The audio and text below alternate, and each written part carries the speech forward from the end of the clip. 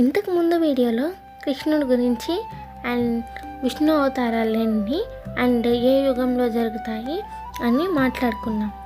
So ఇప్పుడు అసలు విష్ణుమూర్తి ఎవరు, ఆయన అవతారాలు ఎన్ని అండ్ ఆ అవతారాల యొక్క కథలు ఏంటి అని తెలుసుకుందాం.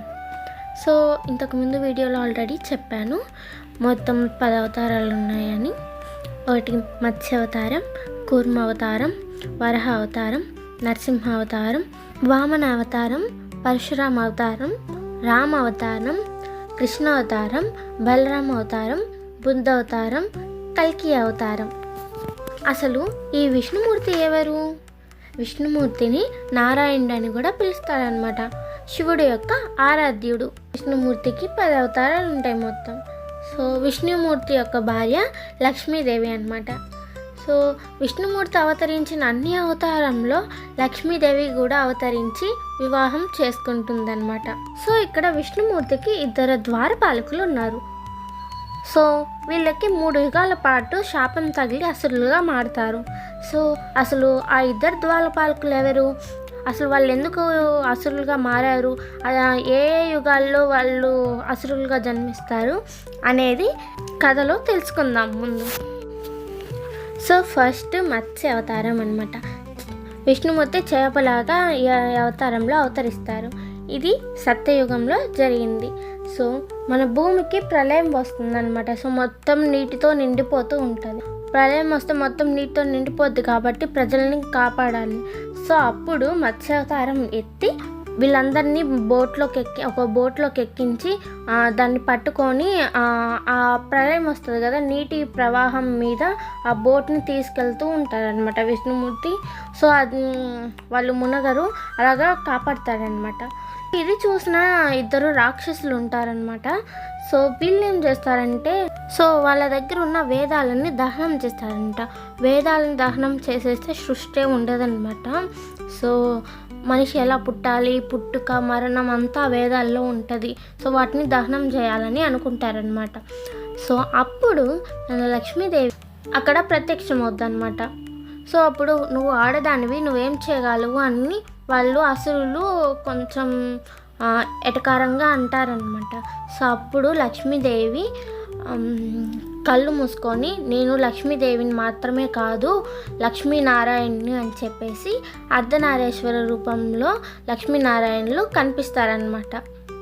సో అప్పుడు ఒక సైడ్ లక్ష్మీదేవి హాఫ్, ఒక సైడ్ హాఫ్ నారాయణుడు ఉంటారనమాట. సో నారాయణుడు హాఫ్ సైడ్ సుదర్శన చక్రం ఉంటుంది. సో ఆ సుదర్శన చక్రంతో అసురుల్ని తల నరికేస్తారనమాట. అప్పుడు ఆ వేదాలను తీసుకొని బ్రహ్మదేవుడికి అప్పచెప్పేసి లక్ష్మీదేవికి ఉన్న శక్తులన్నిటినీ ఉపయోగించి ప్రళయాన్ని ఆపేస్తుంది అనమాట. సో అప్పుడు వీళ్ళని ఇంకా ఒడ్డుకు తీసుకొచ్చేసి కాపాడతారనమాట. ఇది మత్స్య అవతారం యొక్క కథ. సో తర్వాత అవతారం కూర్మ అవతారం, అంటే తాబేలు రూపంలో అవతరిస్తారనమాట. ఇది కూడా సత్యయుగంలో జరిగింది. సో ఇక్కడ ఏంటంటే దేవతలది మరియు అసురులు మొత్తం వాళ్ళ వాళ్ళ నగలు అన్నీ మాయమైపోతాయి అన్నమాట. సో ఎక్కడైతే లక్ష్మీదేవి ఉండదో అక్కడ ధనం కానీ సంపద కానీ నగలు కానీ ఏవి ఉండవన్నమాట. సో అప్పుడు ఈ దేవతలు మరియు అసురులు ఏం చేస్తారంటే అమృతాన్ని పొందడానికి పాల సముద్రాన్ని మదనం చేస్తారు. అంటే మదనం అంటే చిలకడం అన్నమాట. సో పర్వతాన్ని అయితే కదిలించలేము. సో అప్పుడు శివుడు ఇలా ప్రత్యక్షమయ్యి తన మెడలో ఉన్న వాసుకిని అటువైపు పంపించి ఒక సైడు దేవతలు ఇంకొక సైడ్ అసురులు లాగేటట్టు చేస్తారనమాట. సో వాళ్ళు లాగితే ఇంకా అలా అమృతం వస్తుంది. సో అప్పుడు లాగే కొంది ఏం జరిగిందంటే ఆ మందర పర్వతం అనేది నీళ్ళల్లో మునిగిపోతూ ఉందన్నమాట కొంచెం.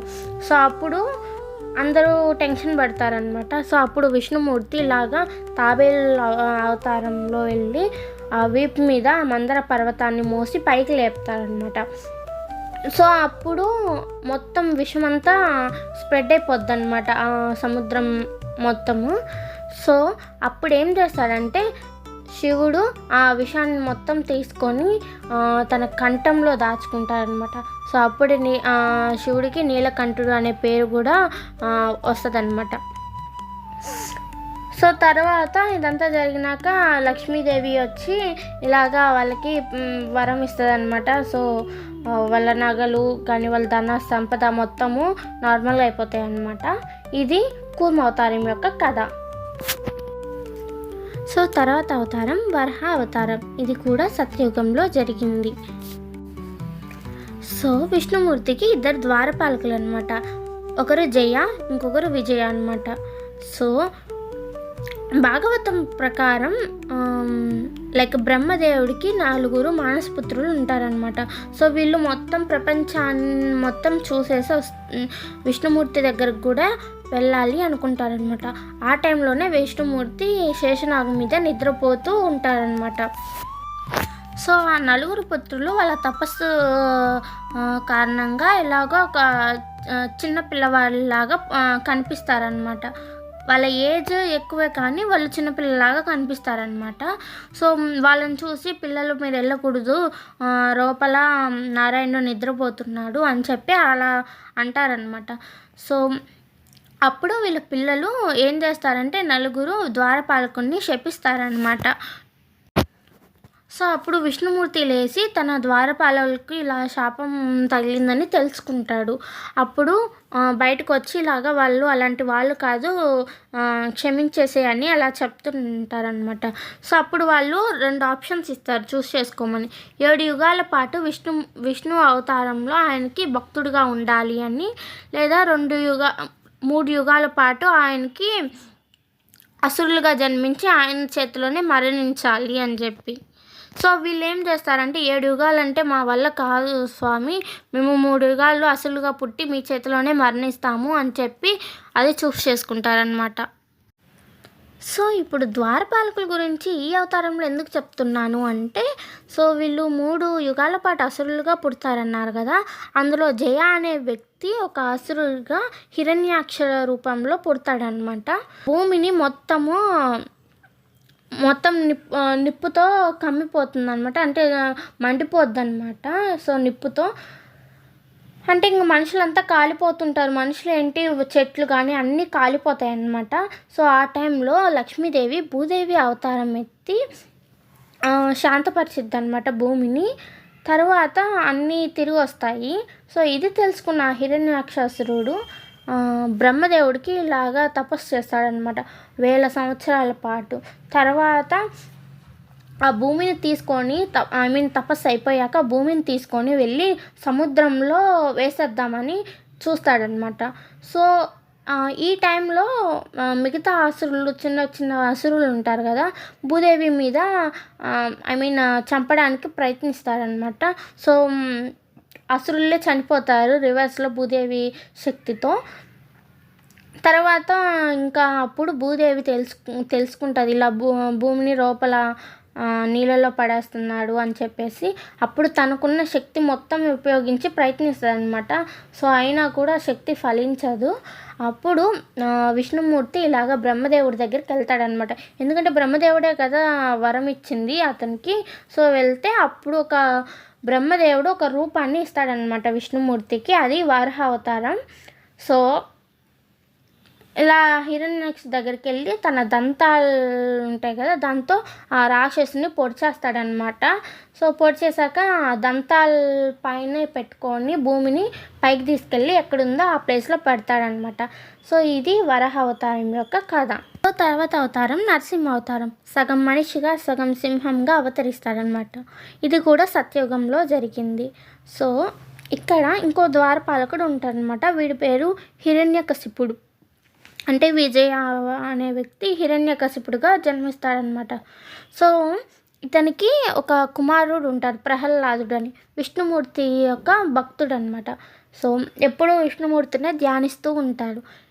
సో ఈ హిరణ్యకశిపుడిని అందరూ మెచ్చుకుంటారు, కానీ తన కొడుకు మాత్రం ఎప్పుడూ విష్ణుమూర్తినే తలుచుకుంటూ ఉంటాడని కోపం తెచ్చుకొని చాలా ప్రయత్నాలు చేస్తాడనమాట.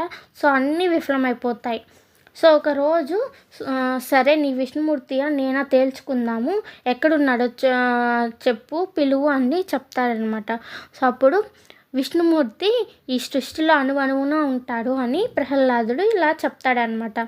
ఓ అవునా, అయితే ఈ గోడలో ఉన్నాడా నీ విష్ణుమూర్తి అని అంటాడు రాక్షసుడు. అంటే అప్పుడు అవును అని చెప్తాడనమాట ప్రహ్లాదుడు. సో అప్పుడు ఆ గోడని బద్దలు కొడతాడనమాట. తన తనకున్న ఆయుధంతో కొట్టి లైక్ ఉన్నాడా లేడా అని చూస్తాడనమాట. సో అప్పుడు విష్ణుమూర్తి నరసింహ అవతారం ఎత్తి చాలా కోపంతో అవతరిస్తాడనమాట. అప్పుడు లైక్ ఆ యొక్క స్తంభంలో నుంచే బయటకు వస్తాడు. సో ఆయన యొక్క విశ్వరూపం చూసి, ఆయన కోపం చూసి, ఆయన ఆగ్రహానికి అందరూ మూర్ఛపడి పడిపోతారనమాట. కొంతమంది చనిపోతారు కూడా. సో ఈ రాక్షసుడు మాత్రమే దిట్టగా ఉంటాడనమాట. సో తర్వాత వీళ్ళ నరసింహస్వామి ఈ రాక్షసుడికి ఫైటింగ్స్ అనేవి జరుగుతాయన్నమాట. సో ఇతనికి ఒక వరం ఉందన్నమాట. లైక్ నేల మీద కానీ భూమి మీద కానీ స్వర్గంలో కానీ మనిషి కానీ జంతువు కానీ వస్తువు కానీ ఆయుధం కానీ ఏం లేకుండా అతని మరణం అనేది ఉండాలి అని చెప్పి, ఇన్ కేస్ అతనికి మరణం వస్తే ఇవేం లేకుండా ఉండాలి అని చెప్పి కోరుకుంటాడనమాట. సో అప్పుడు సగం మనిషిగా సగం జంతువుగా ఆకాశంలో కాకుండా నేల మీద కాకుండా మధ్యలో ఉండేటట్టు అండ్ చేతి గోర్ల వేళ్ళతోనే చంపేస్తాడనమాట. ఇలాగ పొట్ట చీల్చేసి మరీ చంపేస్తాడనమాట. ఆయనకున్న కోపం అలాంటిది. సో తర్వాత ఇలా లక్ష్మీదేవిని వివాహం చేసుకుంటాడు. అప్పుడు ఇది నరసింహస్వామి యొక్క కథ. సో తర్వాత అవతారం వామన అవతారం. సో ఇక్కడ ఒక అసురుడు ఉంటాడు, అతని పేరు బలి చక్రవర్తి. సో అతని భక్తి మరియు తపస్సుతో స్వర్గలోకంలో ఇంద్రుడినే ఓడించేస్తాడనమాట. అండ్ 3 లోకాల అధికారాన్ని కూడా గెలుచుకుంటాడనమాట. సో ఇది తెలిసి దేవతలు విష్ణుమూర్తి దగ్గరికి వెళ్ళి సహాయం కోరుతాడనమాట. సో అప్పుడు బలి చక్రవర్తి ఒక యజ్ఞంలో ఉంటాడనమాట. సో అప్పుడు విష్ణుమూర్తి ఒక బాలుడైన వామనుడిగా అవతరిస్తాడు. ఈ యజ్ఞం అయ్యాక ఎవరైనా 3 వ్యక్తులు ఏం అడిగినా ఇచ్చేయాలన్నమాట. అప్పుడు ఆ యజ్ఞం పూర్తవుతుందన్నమాట. సో అప్పుడు ఇలా వామనుడు అవతారంలో వచ్చాడు కదా విష్ణుమూర్తి, ఇలాగా నాకు నేను అడిగింది నువ్వు ఇవ్వలేవు అని చెప్తాడనమాట. నీకు తెలీదు, నేను 3 లోకాల అధికారాన్నే గెలుచుకున్నాను అండ్ స్వర్గలోకంని కూడా ఓడించాను, నువ్వు అడిగింది ఏదైనా ఇవ్వగలను అని చెప్పి చెప్తాడనమాట. సో నాకు 3 అడుగుల భూమి కావాలి అని అడుగుతాడు. సో 3 అడుగులే కదా అని చెప్పి సరే అని ఇచ్చేస్తాడనమాట. సో అప్పుడు ఏంటంటే చిన్న బాలుడుగా ఉన్న వామనుడిగా ఉన్న అతను పెద్దవాడిగా లైక్ ఒక లెగ్ వచ్చి స్వర్గం మీద, ఇంకొకటి మొత్తం సృష్టి మీద పెడతాడనమాట. సో 2 అడుగుల భూమి మాత్రం వచ్చేసింది. ఇంకొక అడుగు నేను ఎక్కడ పెట్టాలి అని అడిగినప్పుడు మీరు 3 ఇస్తాడని వాగ్దానం చేశారు కదా, ఇంకొకటి ఎక్కడ పెట్టాలి అన్నప్పుడు ఆ బలి చక్రవర్తి విష్ణుమూర్తి ఇలా అవతరించాడు అని చెప్పి తెలుసుకొని ఇదంతా తన తల మీద పెట్టమని చెప్తాడనమాట ఆ కాలుని. సో అప్పుడు అతను విష్ణుమూర్తి ఆ అసురుకి అమరత్వాన్ని ప్రసాదిస్తాడనమాట. ఇది వామన అవతారం యొక్క కథ. సో మిగతా 5 అవతారాలు 3rd ఎపిసోడ్లో తెలుసుకుందాం. ఎందుకంటే ఈ దీంట్లోనే చెప్పేస్తే వీడియో లెంత్ అనేది ఎక్కువ అయిపోద్ది అండ్ వినే వాళ్ళకి కూడా ఇంట్రెస్ట్ అనేది ఉండదన్నమాట.